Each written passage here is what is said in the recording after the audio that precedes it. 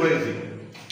আমরা লালমাটিয়া জাতীয় পার্টি আজ পর্যন্ত কোনো দলের সঙ্গে লালমাটিয়া জেলা কার সঙ্গে কোনো দ্বিতীয় আলাপ হয়নি, সবার সঙ্গে সৌহার্দ্যপূর্ণ বক্তব্য আছে। কিন্তু আজকে আমাদের লালমাটিয়া পার্টি কেন হামলা হলো আমরা জানি না। কি ক্ষতি হয়েছে?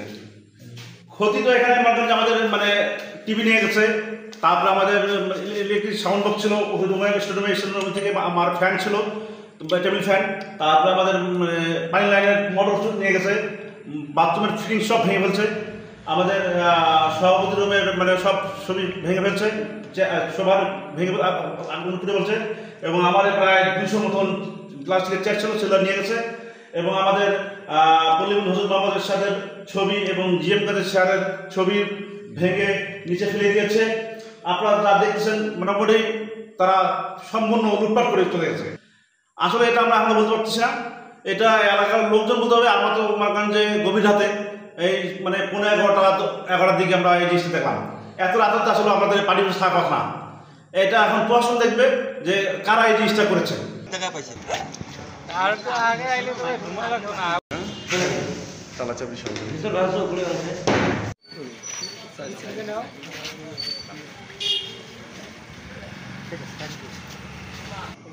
আমি সামনে দাঁড়াবো।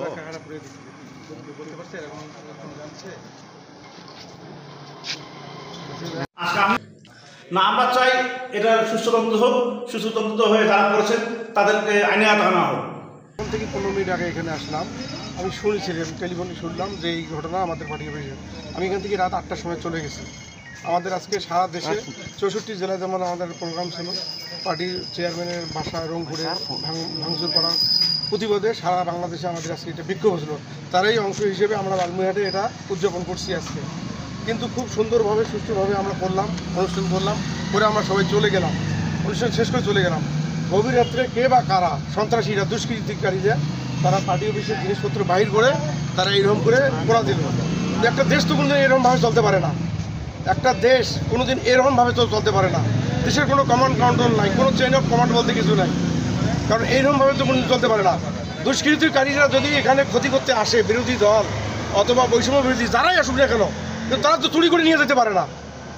পার্টি অফিসের কোনোদিন টিভি তো তারা এরকম করে চুরি করে নিয়ে যেতে পারে না। এটা কি মগের মূল্য হচ্ছে নাকি দেশটা? এরকম করে কোনোদিন দেশ চলতে পারে না। আমি মনে করি পুলিশ প্রশাসন আছে, কর্তৃপক্ষ এখানে আছে, প্রশাসন আছে।